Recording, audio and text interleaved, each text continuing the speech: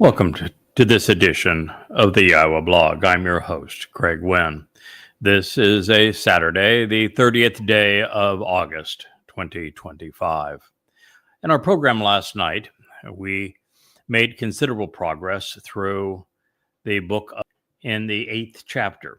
And we reached a point where we were detailing the life of Alexander and those who would replace him based upon what the testimony revealed about these characters, recognizing that the man called Alexander the Great was really a revolting individual.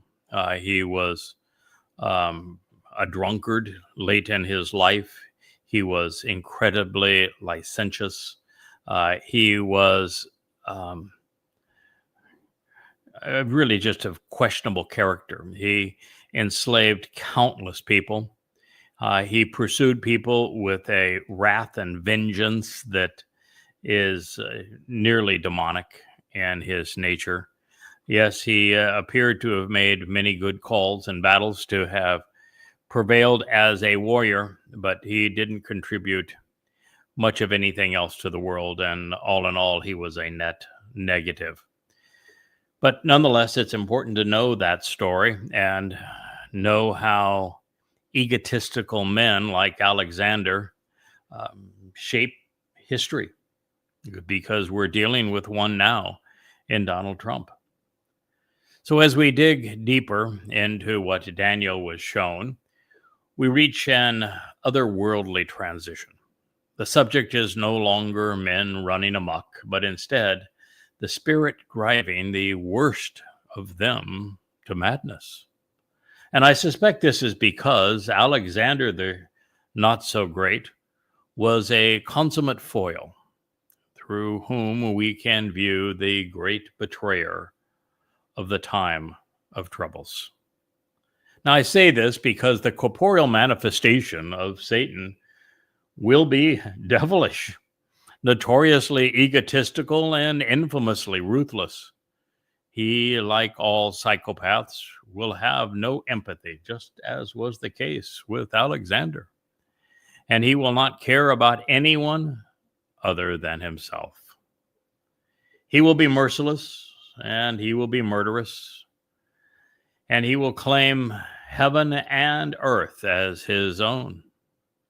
Therefore, while the horrid image of Alexander and his henchmen are seared into our memories, God is using this opportunity to introduce the most ruthless villain ever to prey on his people.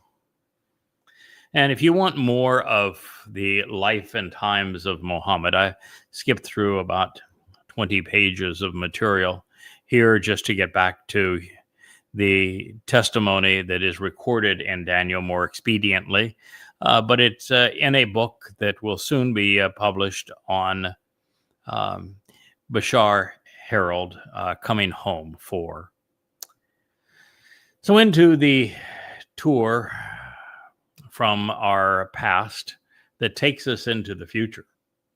We are confronted with something Yahweh revealed in the midst of his preeminent declaration regarding Satan. And that presentation, as we know, is in Yeshaya, Isaiah 14. When compared to what we're about to read here in Daniel 8, it affirms that this goat who drew his last breath in Babylon was an exemplar for Satan's corporeal manifestation in the last days. Indeed, the beast that took root within the walls of Babylon by commingling religion and politics, which then enticed Persia and lured in the Greeks, would be personified in Rome, developing into the Roman Catholic Church. And through it all, its God was none other than the snake in the garden.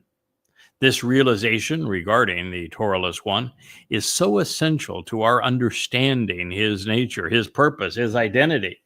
We will turn to Yeshaya 14, and we will follow the great prophet as he explains all of this to us momentarily, because there is a very interesting twist in that story that very few people have come to recognize. And that is that Satan wasn't trying to position himself above the Most High. He was trying to position himself as God's son, as the Messiah, as the former and returning king, as Yahweh's chosen, as do David.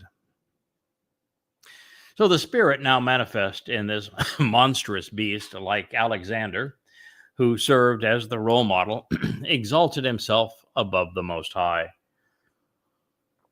Also consistent with what we're told in Yeshaya, Hillel ben Shakar, as is his name, means that he radiated light as the son of the rising sun. He was an arrogant one, modeled after the reverence for the sun, which is germane to Christianity, to Judaism, and of course to Islam. It does not fall alone, but it takes a considerable number of the heavenly host with him. Revolution is the one that says a third, but it isn't specified, and so we don't know, and it isn't even germane for us to know how many of the Malak decided to follow the Karub, known as Hillel ben Shakar. But the great betrayer of Israel in the last days will have a cadre of enablers, and he's going to need them. He has very serious health problems, and he is 79 years old, and he will be 87 by the time this is all over. And it is clear that for him to last that long, as we're talking about Donald Trump, he is likely to be, as the prophet declares him, wheelchair bound, but really gaudy, fancy wheelchair, of course, and that he will have to be invigorated by the very spirit that is enabling his demonic duplicity. It's a funny thing that today the number one trending story was that Trump was dead. Now, that would be a difficult one for us to explain, since I've identified Trump as the corporeal manifestation of Hasatan. He is the great betrayer of the last days. And so he's going to need to stay alive for a while longer to fulfill that particular designation. And of course, the calls about his death were premature. He went off to play golf today. And so, as I said, the calls of his death were not up to par. Now, one final note. Ruach spirits in Hebrew are feminine, even though we consider Satan, who is one of them, to be masculine. So when speaking of this wayward spirit, I have chosen to use it as opposed to she, because in the translation from one language to another, she just doesn't fit our ears. And it was exalted as great. It was magnified in importance, while insolent and arrogant, promoted, praised, and elevated well beyond the host of the heavens or even a lofty army. Shabbat Shamayim, a vast array of implements and messengers of the spiritual realm or sky from Saba to go forth willing to battle on behalf of and serve. But then it was brought down. It fell from a higher place to a diminished position to the earth as part of the host of the spiritual realm, along with some of the brightest luminaries and heavenly powers. And it tread upon them and trampled them as the aggressor among them. So this is Daniel 8:10. Now, Satan was apparently the most exalted, certainly one of the most exalted of the heavenly host. And as such, he was selected and dispatched to earth to serve as Hasatan, the adversary, which is the alternative to God. But he did not come alone, but instead with an unspecified number of Malachim, spiritual beings, and they would include some of the best and brightest among the vast array of incorporeal messengers. And in conclusion, it also appears that Hasatan was like Trump, and that he did not play well with others, even those who were associated with him. He turned upon and he bullied.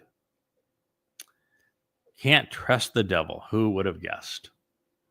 The reason for these insights at this time is just as the corporeal manifestation of the adversary has been exalted as the Lord of religion, Alexander was the prototype for men being perceived as gods. His name was almost always followed by the great. In this way, the Macedonian tyrant who slaughtered his way to infamy and sought to be worshipped as a god serves as exemplar for the Antichrist. Now, no mortal will ever have autonomy over Yahweh Saba, vast array of spiritual implements. Therefore, the inference here is that the beast who came down to earth with these Malach was one of them, and likely the Cherub in the garden. Now, recognizing this, our determination of the identity of this individual who is now possessed by Satan, and I'm talking about this corporeal manifestation who we've identified as Donald Trump, is enhanced by realizing that they will share many traits that are common. And this is one of them. We will turn to Yeshaya 14 in a moment and consider more of them, but the fact of the matter is, Hasatan and his corporeal manifestation, Donald Trump, have a great deal in common. They're both psychopaths. They're both without empathy. They are both exceedingly narcissistic. They are both duplicitous. And there is very little correlation between what they believe and what they say and reality. And they actually despise humankind.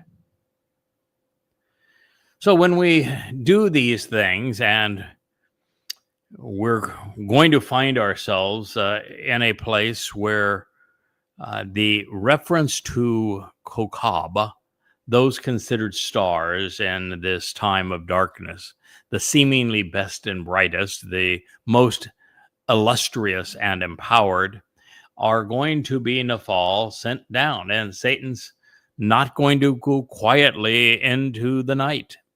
In fact, most English Bible translations, slavishly parodying the familiar phrasing of the King James Version, present the impossible. They say that the beast waxed so great that his ego brought down the stars to the earth.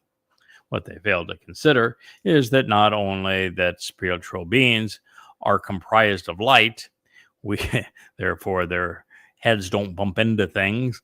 We have long used stars as metaphors to describe the best and brightest among us. The most famous and influential. It's a metaphor. With this revelation, we know that neither Satan nor the Torahless one operate alone. And this was done with Alexander and then Rome, Paul and his church. These beastly blowhards are aided and abetted by demons, both literal and figurative. Before we go back in time to understand what lies before us in our future, I'd like to share a couple of additional thoughts.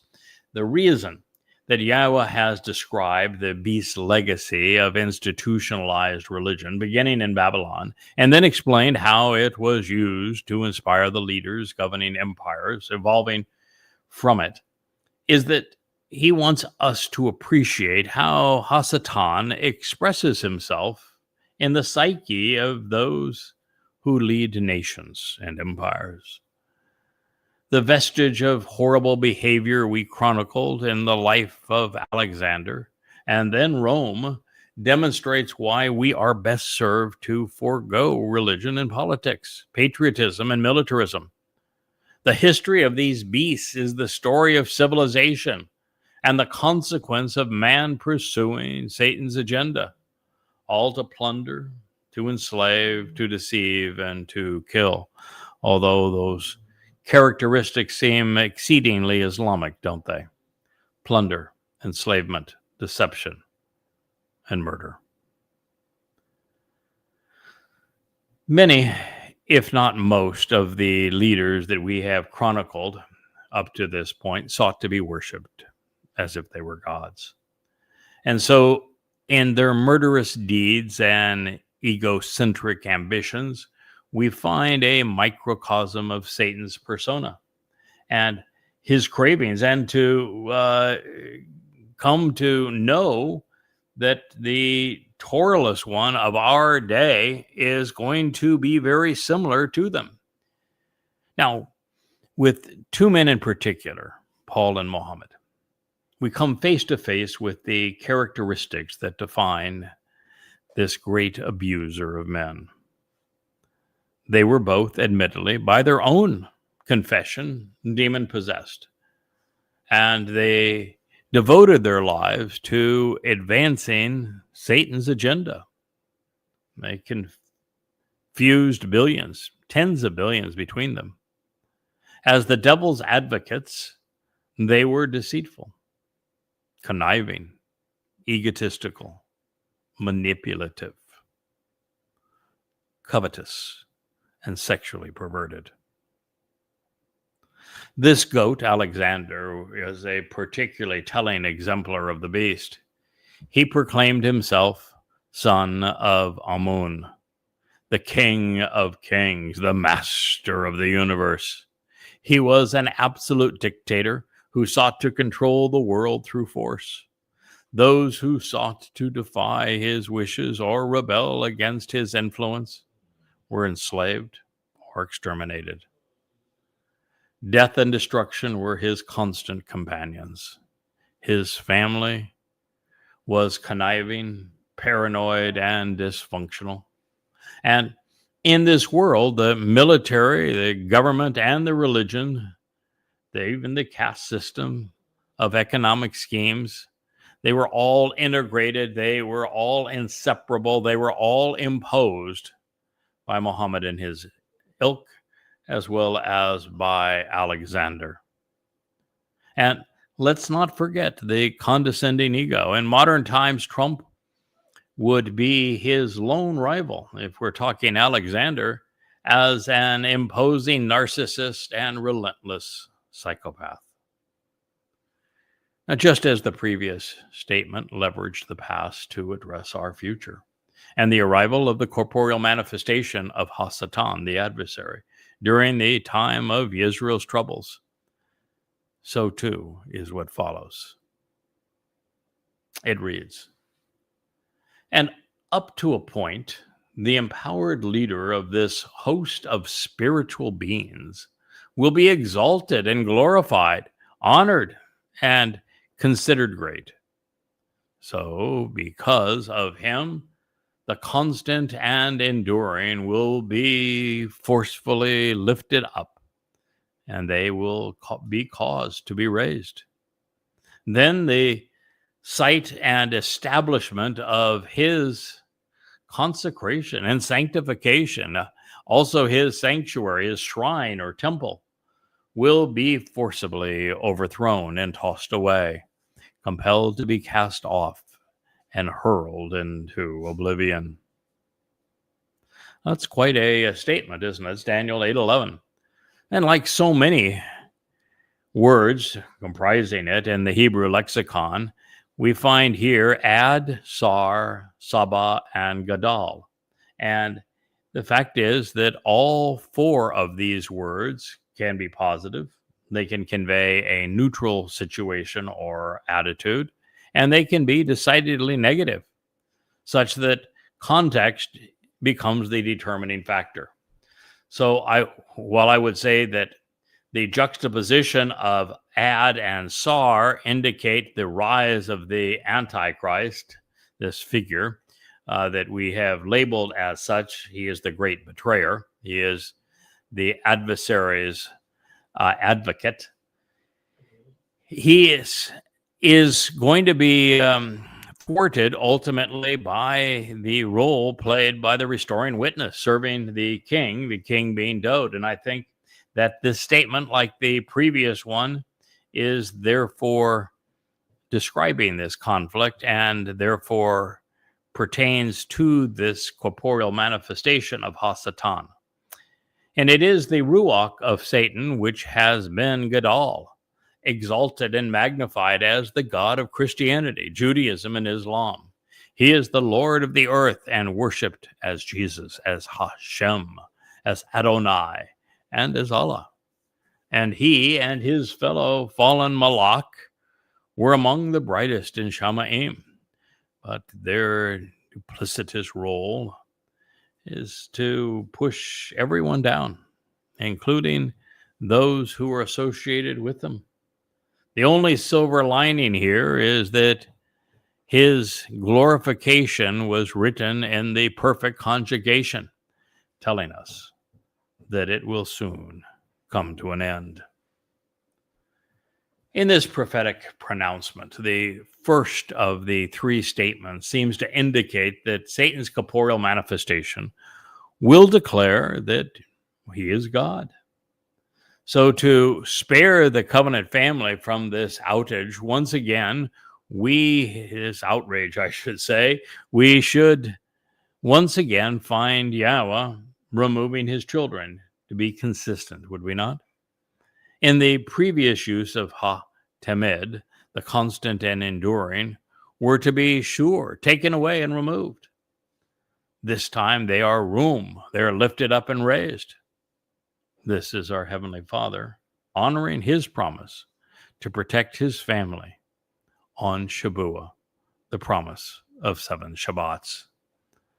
The timing is also important because this is when the Torahless one is slated to eviscerate Israel, making the nation indefensible through the so-called two-state, I don't even want to say solution, we'll say dissolution. With the third sentence within this prophecy, we're brought forward in time to Teruah, the harvest after Shabuah, the day of the herald, when the dreams of the devil and his denizen, well, they will be squashed. All that they sought to establish with their gaudy and grandiose shrines to their ego, this sanctuary to Satan will be overthrown and they will be cast off into oblivion. Therefore, God is revealing that the spirit of Satan within the Torahless one will be esteemed by the preponderance of people, particularly Israel.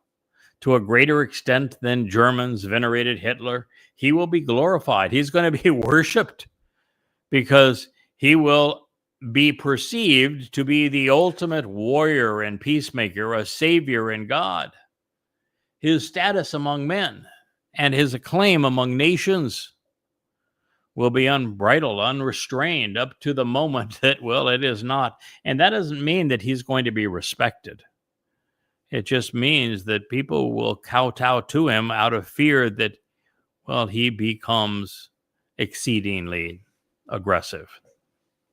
Once again, it would be inappropriate to extrapolate to the extent that English Bible translations have done. They render Tamid as if the continuation of the offerings and sacrifices will be taken away.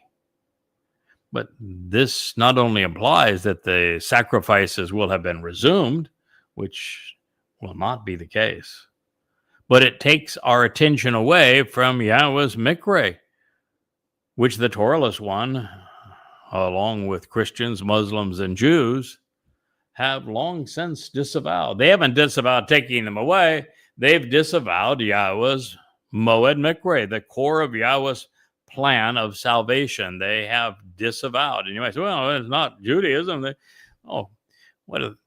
They're celebrating the end of their year now in a holy month that isn't even mentioned in the Torah. They're claiming that the 6th month is the end of their year. they have replaced Teruah. They call it Rosh Hashanah, which is a Babylonian name, head of the year. They celebrate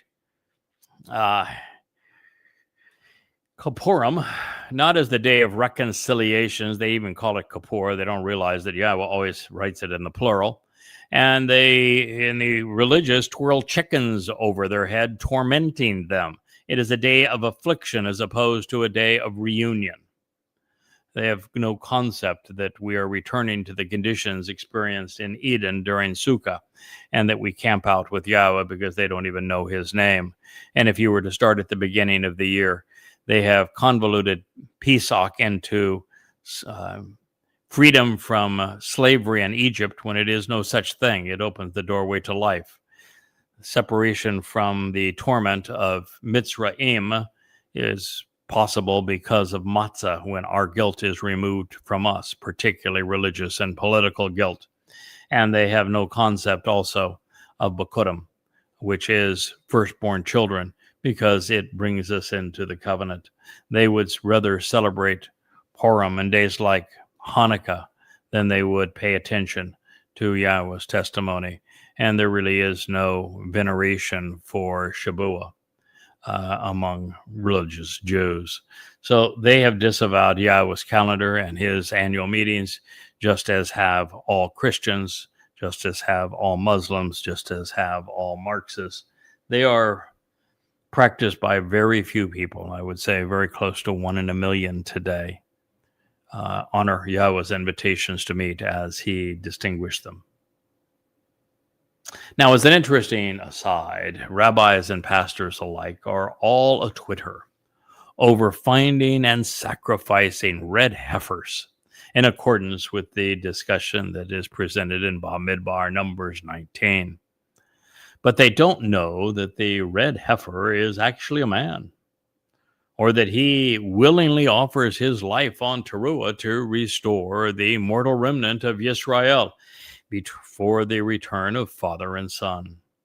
Fact is, they don't know that Teruah represents the opportunity to come home, that it is this day where this mortal remnant of Yisrael is purged, no longer serving as the metaphor of the adulterous woman.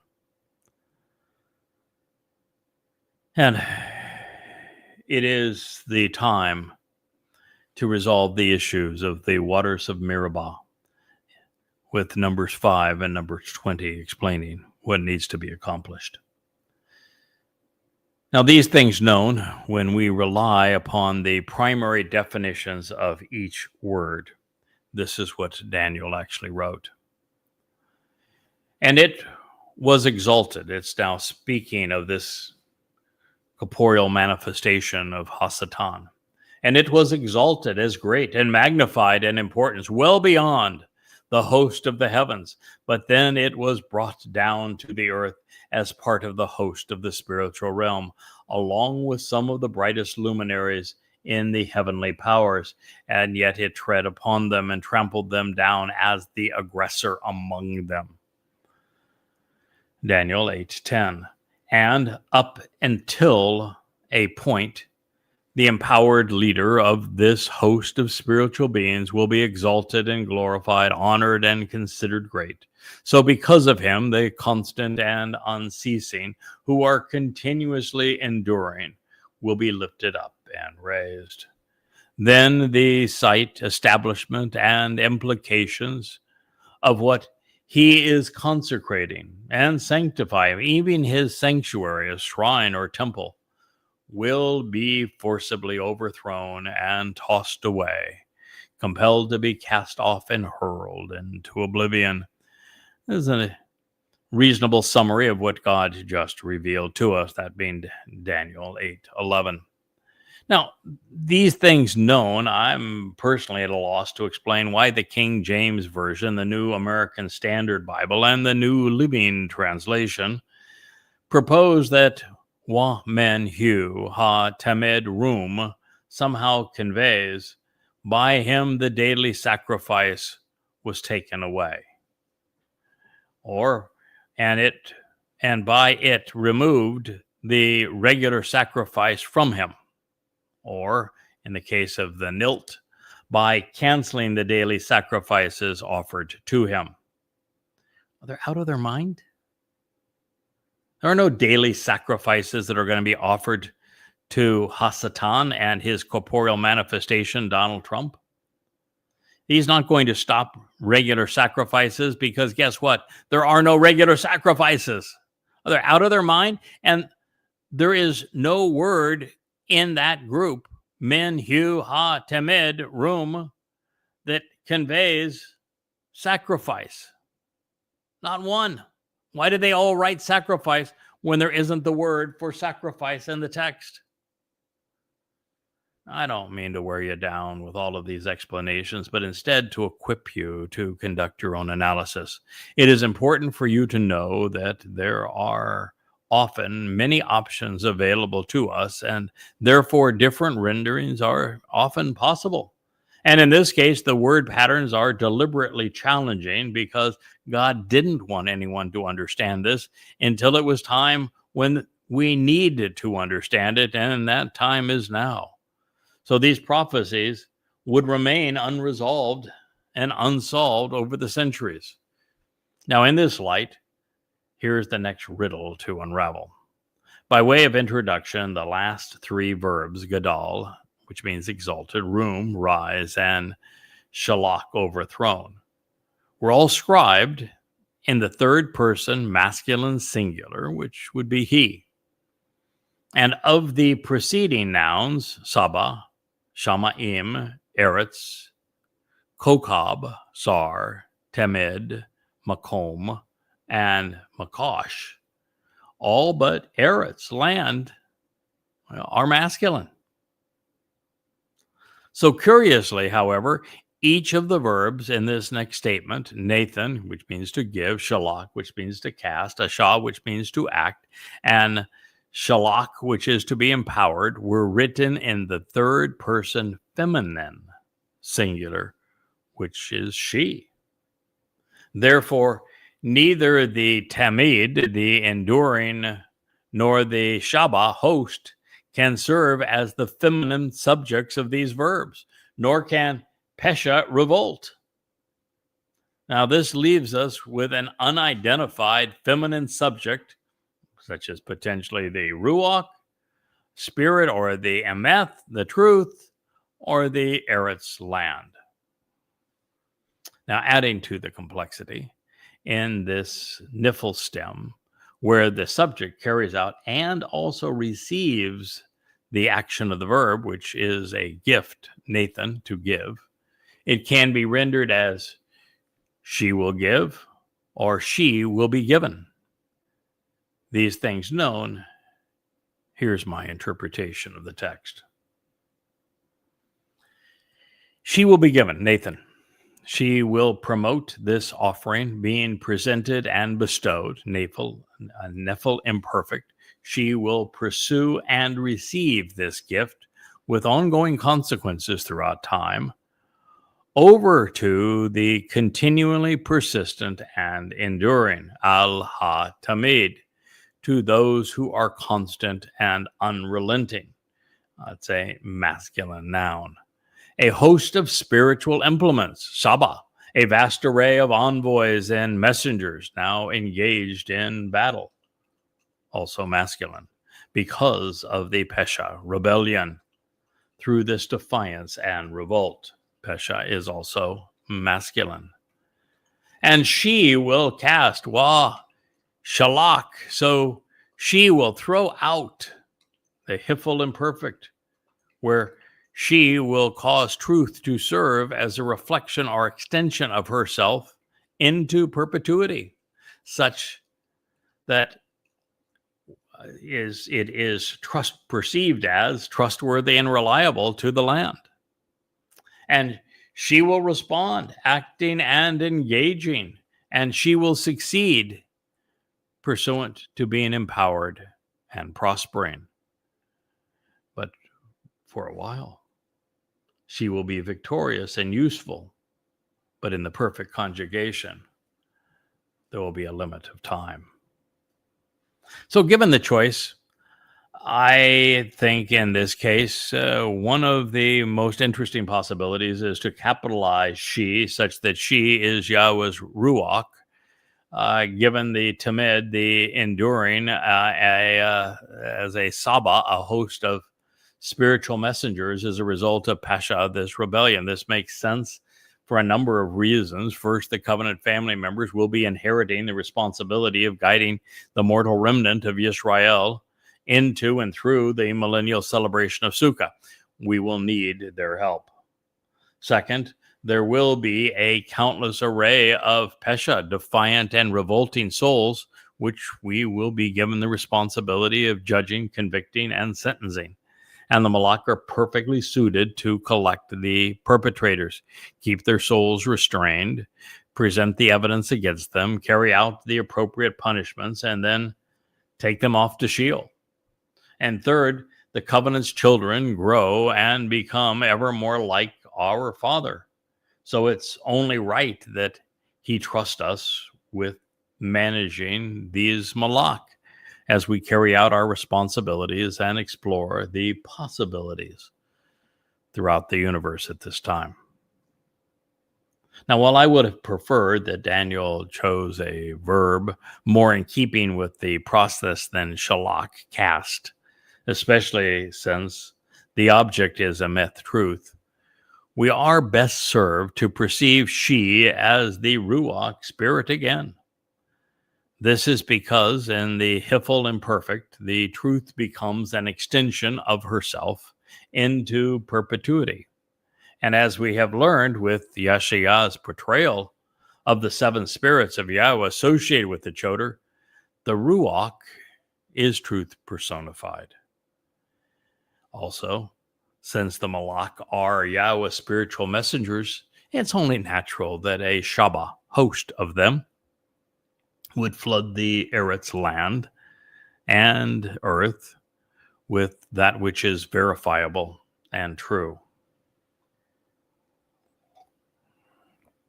At this point, it makes some sense to perceive that the Eretz, which is a recipient of the Emeth, will then respond appropriately, making the she associated with Asha engaging people of the earth. The remnant of the land then becomes the subject of shalak, enrichment and empowerment. Therefore, I think that these assessments are fitting because of the transition from Daniel 10, which is demonic, to Daniel 11, which is a blend of good guys and bad guys. Under this scenario, it makes sense for Daniel 11 to be a celebration of happily ever after. Now, this known, we must remain aware that at the present time anyway, Hillel ben Shakar, as he is introduced in Isaiah 14, is in control over a very rebellious Saba, host of spiritual beings.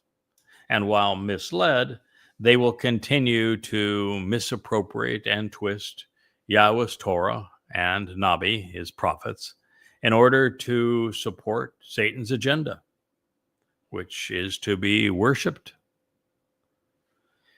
To appreciate Satan's approach, we must go back in time to consider how he seduced Chawa. She is the actual name of the individual that was with Adam in the garden. There was no one named Eve. And we should do this because the same ploy was deployed by Paul in the Christian New Testament. And it's the same ploy that the Torahless one of the last days will use. Rabbis also use it, particularly Akiba and Maimonides. They do so to rehash the Talmud arguments to corrupt God's Torah message. It is the approach Yahweh denounced throughout Isaiah, explaining the consequence of it to us with the expectation that we would use the resulting insights to avoid satanic entanglements, i.e. religion and politics, patriotism and conspiracy, militarism and caste economic systems. So after Satan misquoted something Yahweh had conveyed, Chawa took the poisoned bait and she ran with it, adding her own interpretations and her embellishments. Their intent was to invert reality and elevate a myth about that which was created, such that the people and the Malak were perceived as gods. But why? God is on record offering us everything we could possibly desire. He has provided the means to perfect us and to make us immortal. He has promised to adopt us, enriching, empowering, and enlightening us to the extent that we become infinitely superior to any and every god that mankind has ever conceived. So what's the advantage of them? Join the covenant. You'll be infinitely superior to the myth of Jesus Christ. Won't even have to pick up your cross. Now, as the covenant's children, we will inherit the material and the spiritual realms. A couple of trillion galaxies out there, folks. Now, that's everything that exists. And then for good measure, Yahweh will teach us how to create a new universe of our own making. So even if it were possible for us to become divine, and it's not, nothing would be gained by becoming a rival god. Further, being God happens to be the most difficult job in the universe, and it is largely disappointing as a result of his creation continually disavowing him, even worshiping human constructs instead of engaging in a familial relationship as he designed and intended for us. So Satan, to his credit, has been very good at being bad. Up to this point, relatively few have chosen Yahweh over Hasatan. If it were a popularity contest, the adversary has won by a Trumpian landslide. And that is likely as God intended. Indeed, the very reason for creating and deploying the serpent. Yahweh wants a family, and he wants those who are in his family to be intelligent and thoughtful, loyal and rational. He's not looking for an empire. He doesn't want a religion. So driving this point home, Satan misleads through babble, confounding people by intermixing truth with deception and commingling religion and politics. He prevails through misappropriating, misconstruing, and misquoting the Torah and the prophets, twisting and perverting God's message.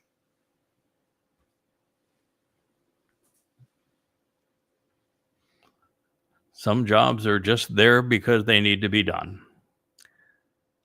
And so rather than coming up with a original paradigm, Hasatan and his minions use half-truths. They promote counterfeits. And there's no greater, more damaging counterfeit than Jesus. Second on to that would be Bar Kokhba. They are both false messiahs.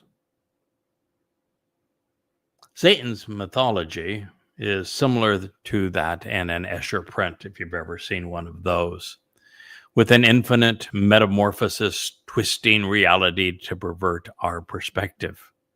Right becomes left, and up is down, as is the case in Satan's agenda, where reality is spun around and it's inverted with clever reproductions of familial patterns.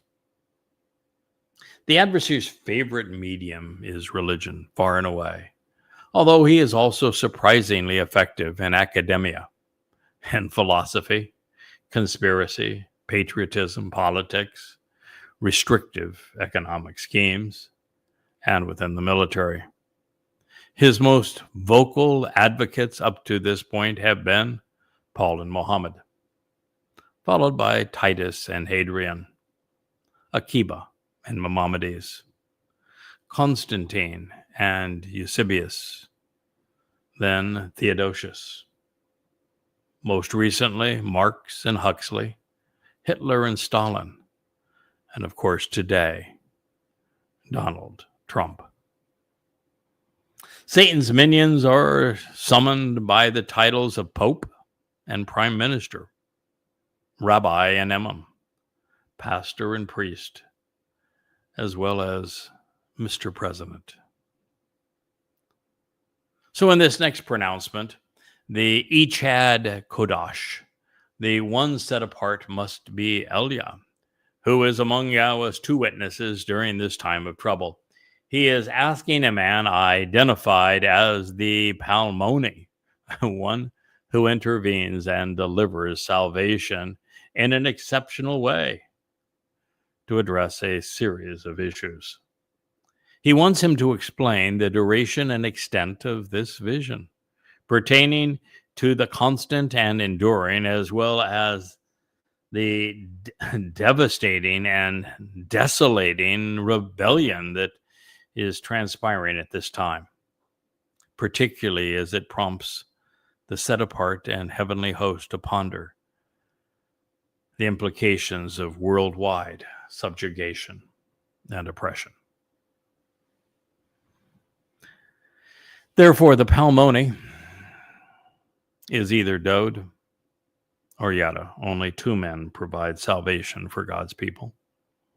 They are the only two individuals uniquely prepared to intercede and deliver humankind from their guilt and harm's way. They are both confident and judgmental, and the most distinguishing factor is that their sacrifices on Pesach and Teruah are used by Yahweh in miraculous ways to save his people. And while Dode is obviously the greater between them, and his sacrifice on matzah carries away all manner of religious and political guilt, and the Adama Paraz, Yada's sacrifice on Teruah, resolves inadvertent guilt, being misled versus misleading. They are both powerful influences over souls. And while Dode is obviously the most important, as I have mentioned, it is Yada's sacrifice at this time that God uses to resolve the current crisis of rebellion, because it must end now for there to be a homecoming on Yom Kippurim. So here's the text as it is translated for you. Then I choose to listen intently, and I heard Wa Shama. Of my own free will, I decided to pay very close attention to what was being said, because of the genuine and ongoing implications of what I heard. Call, imperfect, paragogic, cohortative. That's a mouthful, isn't it? Call stem means we interpret this call to listen genuinely and as an authentic plea to listen. Imperfect means that he would do so habitually and there would be ongoing implications of what he heard. Paragogic, creates a sense of emphasis for all of this. This was important. And the cohortative is an expression of first-person volition. So then I chose to listen intently, and I heard Echad Kodesh, one who is set apart. Echad means one. That's what Echad means. Kodesh means set apart. That is what Kodesh means. So this is one who is special and distinct. He is prepared and devoted, and he is speaking. So then I chose to listen intently, and I heard Echad Kodash, one who is set apart, speaking, Dabar, communicating, using words and language. Peel participle, masculine singular. The object is influenced by the dramatic and impassioned nature of the message being conveyed by this individual. The Echad Kodesh, the set-apart one, asked the Palmoni, the one who intervenes and delivers salvation in an exceptional way. La ha Palmoni, to the one uniquely prepared to intercede and save, in whom we can be confident in considering, from Palal, to intervene, to intercede, to be judgmental, Pala, to be distinct, separated, distinguished, set apart, exceedingly uncommon, Palet, to safely deliver and save, and Pala, in a uniquely exceptional and even miraculous way. And Ma, pondering those implications, concluding with On, which speaks of all things pertaining to any of this, with the Ane Y Yod conclusion, making this our Palmoni. The set-apart one asked the Palmoni to speak as a restoring witness, to explain the extent and duration of this prophecy to be perceived, pertaining to the unrelenting overall continuance and duration of the destruction and revolting rebellion, of the deadly and devastating criminal defiance, and of this causing the set apart and the heavenly host to ponder the implications of those being trampled by oppression, subjugation, and persecution. Daniel 8:13. Boy, is there a lot to unpack here, and I must begin with an apology. We presented this statement a number of weeks ago, and because Palmoni has this sound that is similar to My Little Pony, my wife said, "Oh, you're my little Palmoni," and we all had a good laugh. And I particularly made fun of myself using it, saying that being called the Palmoni was likely a response to me saying that I could best him when it comes to the design of the platypus, because my platypus would have the feathers of a colorful bird and would fly. But I owe him an apology. There's nothing cute about the Palmoni. The Palmoni is the savior of God's people. The Palmoni lays down his life to give life to Israel. And so this is an exceedingly important title. The Palmoni is one who intervenes, who delivers salvation. And the Palmoni does so in an exceptional way. This individual is exceedingly important to God's people at this time.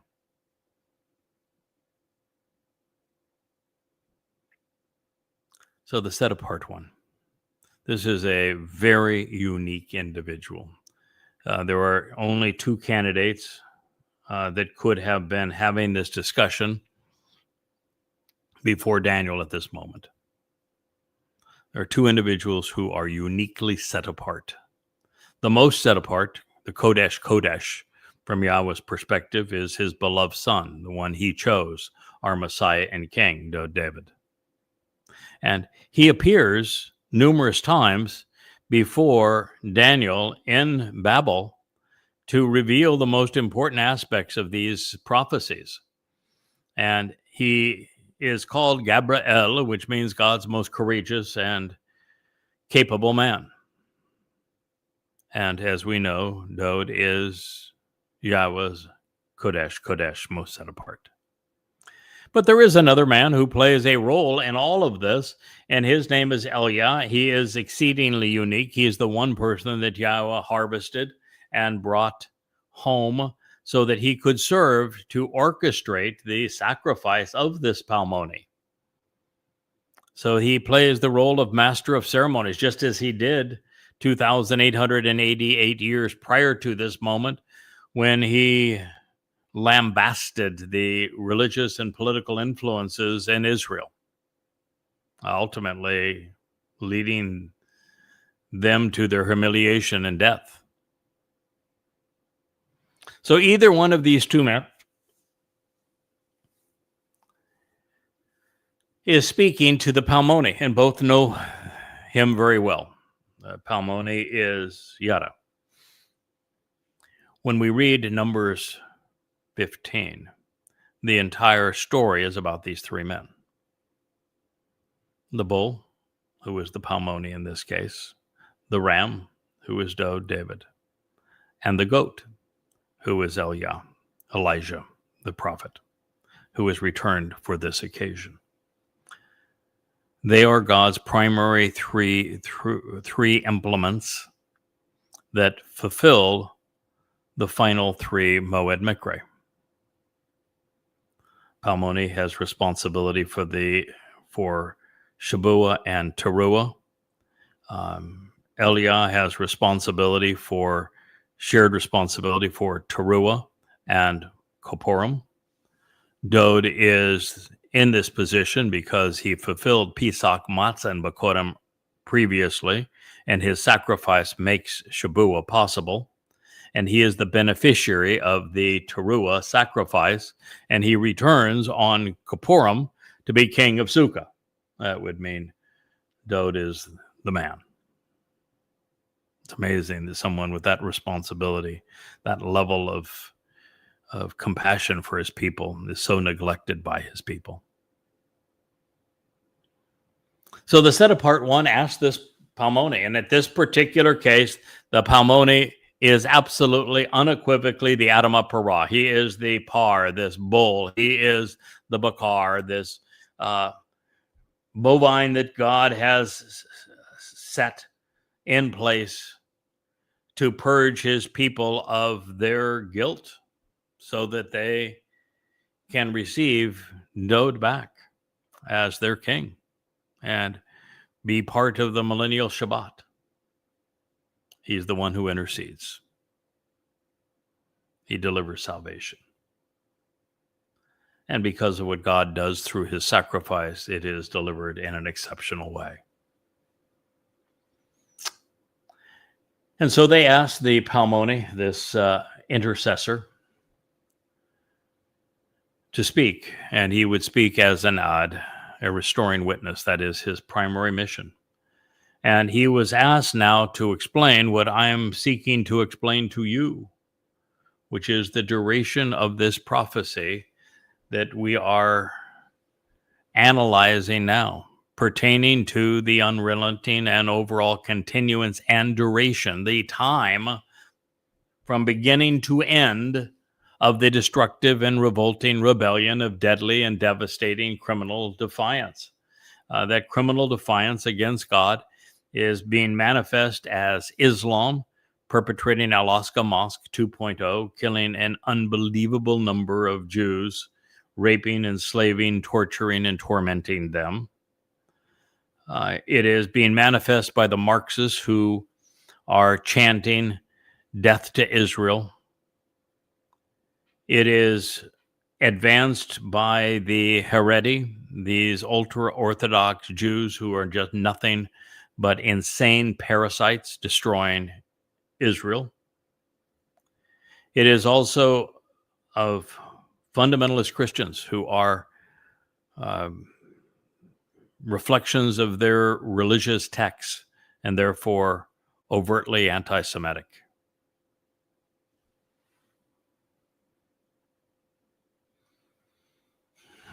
And this text, as I said, goes on to say, and of this causing the set apart and the heavenly host to ponder the implications of this great subjugation and persecution. The set apart are those who were harvested on Bekurim and on Shabuah, and even on the first evening of Teruah. And they are with the heavenly host, and they're just watching the world and saying that it's just amazing how we have devolved. I spend considerable time in social media, particularly on X and Facebook, and what I see, what I read, I'm just constantly overwhelmed by the fact that humanity barely exists, that we have devolved to the point that we have no morality. Most people are ignorant, they're irrational, they have nothing to contribute. It's horrible what's happened to humankind. Well, the realization that the Palmoni, the one who intervenes and delivers salvation in an exceptional way, is being addressed as a fellow witness, as I've shared with you. He is Yada. In this case, he is not Dode.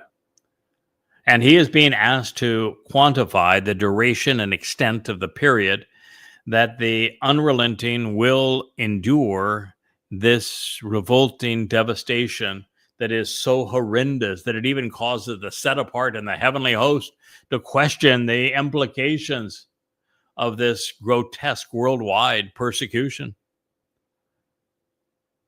Before we ponder the Palmoni's answer, let's clear up some misconceptions. As we have now come to expect, my translation differs substantially from those found in English Bibles. Most fail to distinguish between Echad Kodesh, one who is set apart, and that is absolutely what it means, and the Palmoni, which, as we know from exploring every possible route, designates the one singular and specific individual who is uniquely set apart and prepared to intervene to save, doing so in a miraculous way. But unwilling to do the same due diligence, religious publications are wont to infer that a saint was overheard chatting with another saint when there are no saints and one phrase is clearly distinct from the other. Also troubling, once again, the preponderance of English Bibles render Ha Tamid as either the daily sacrifice or the regular sacrifice, even though Tamid doesn't speak of daily, regular, or sacrifice. Where do they get off changing the word of God? So therefore, I've chosen to render it in accordance with its full and complete etymological meanings. Additionally, there is a material difference between the way the KJV, NASB, NLT, and JPS render Kodash. And Kodash is an exceedingly common word in Hebrew. The word in its various forms, Kadesh is the verbal root and Kadosh is the noun. It means to be set apart, to be separated, to be special, to be uncommon, to be distinct. Theologians prefer to convey it using religious garb, such as holy and saints or sanctuary.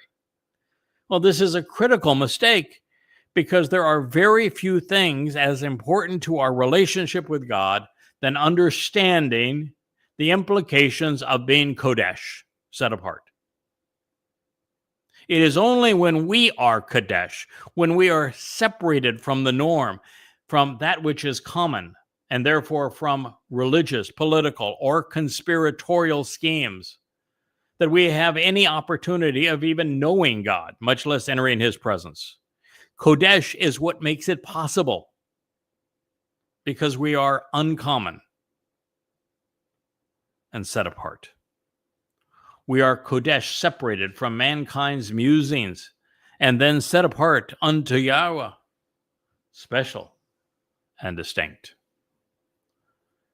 Further, when this instructive term is mischaracterized, becoming religious, it is turned into a false prophecy. There will be no restored sanctuary to give over to the host, tossing the faithful into the quicksand of religious toxicity. If we want to know the truth and be counted among the enduring and set apart, we need to know what the words God is using actually mean. Now, these things recognized, Elia, who is likely the set apart one here, once his fellow witness, singular, it's Yada and Elia at the end, to explain to those who are being tormented by this appalling cast of characters, to realize that their ordeal will be resolved. There is a happily ever ending. You know, as I write and post on X and Facebook, the realization is that all I have is horrible, bad news over the next 8 years, but finally it's all resolved very favorably, although for very few. And that's what Elia wanted Yada to convey. And since we jumped ahead and considered Dod's answer as it is presented in the 12th chapter of Daniel, I presented that in previous programs, we recognize that the time of trouble either commences on the Shabuah of May 22nd, 2026, making this horrid experience last 7 years and 4 months, or June 11th, 2027, such that it is 6 years and 3 months long. It coincides, or concludes, I should say, on Teruah, which is September 24th, 2033, when the mortal remnant of Yisrael will return and is purged, pursuant to the specification that Dod as Gabriel laid out. At that time, we discover that the Torahless one will arrive to pursue his political objectives. This is Donald Trump now, on January 29th, 2030. And he's going to announce his religious decree on the Ides of March, March 15th, 45 days later. 33 days after that, the two witnesses will arrive, Elia and Yada, doing so on Passover, April 18th, 2030.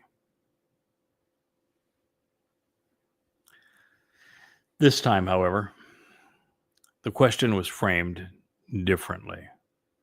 This is describing the entire duration of the time of trouble, because the Palmoni, one who intervenes and delivers salvation in an exceptional way, as the restoring witness, has been asked to quantify and explain the extent and duration of this prophecy to be properly perceived and intelligently beheld, pertaining to the unrelenting and overall continuance and duration of the destructive and revolting religious rebellion of the deadly and devastating political and criminal defiance, which is also so offensive and contrarian, and of this causing even the set apart and the heavenly host to ponder the implications of those who are trampled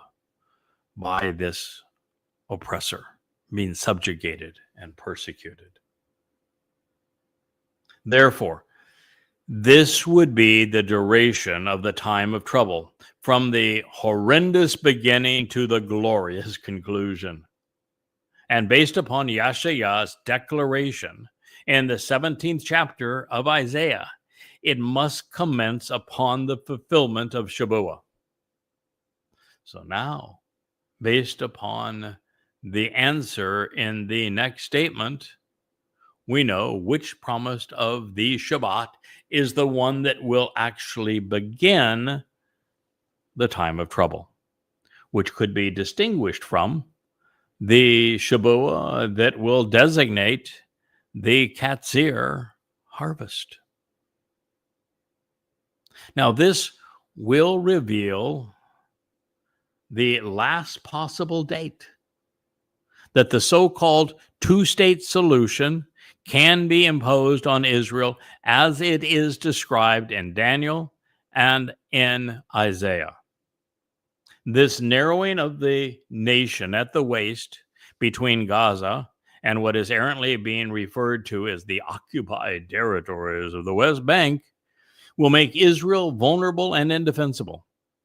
So while the devil's advocate will rise to international prominence based upon his role in brokering this deal, it will winning a prize, a Nobel Prize, I'm sure. It will immediately trigger war. Promises will mean nothing. With millions of combatants flooding into what remains of Israel, trampling God's land and his people underfoot.